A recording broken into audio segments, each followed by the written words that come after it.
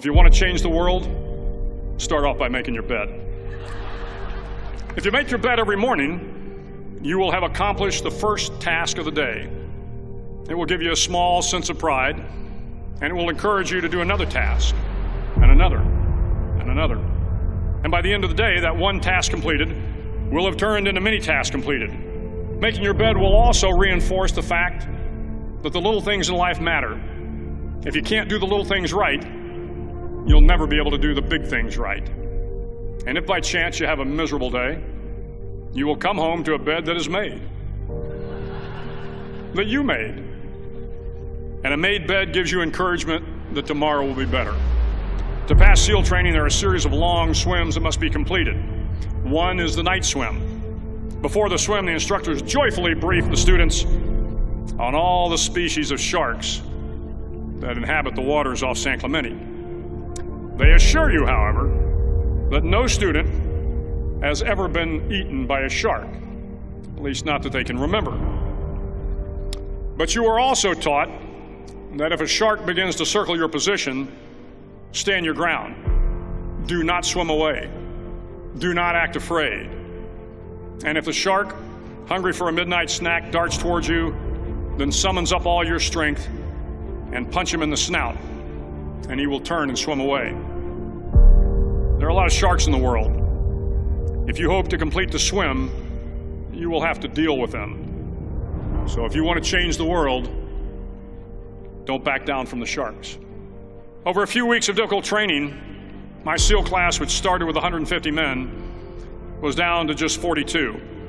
There were now 6 boat crews of 7 men each. I was in the boat with the tall guys, but the best boat crew we had was made up of the little guys, the Munchkin crew, we called them.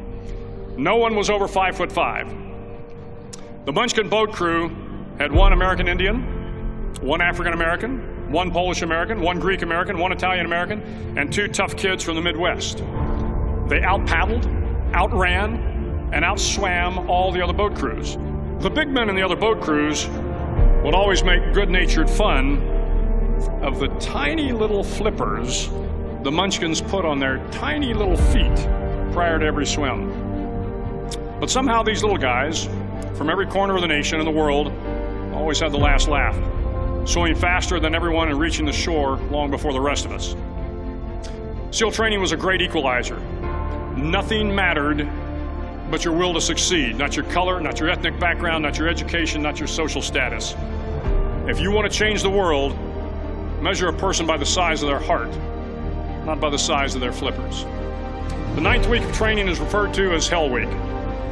It is 6 days of no sleep, constant physical and mental harassment, and 1 special day at the Mud Flats. The Mud Flats are an area between San Diego and Tijuana where the water runs off and creates the Tijuana Sloughs, a swampy patch of terrain where the mud will engulf you.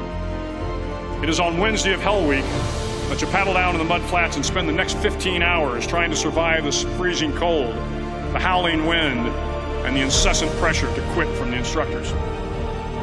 As the sun began to set that Wednesday evening, my training class, having committed some egregious infraction of the rules, was ordered into the mud. The mud consumed each man till there was nothing visible but our heads. The instructors told us we could leave the mud if only 5 men would quit. Only 5 men, just 5 men, and we could get out of the oppressive cold. Looking around the mud flat, it was apparent that some students were about to give up. It was still over 8 hours till the sun came up. 8 more hours of bone-chilling cold. The chattering teeth and the shivering moans of the trainees were so loud, it was hard to hear anything. And then, one voice began to echo through the night. One voice raised in song.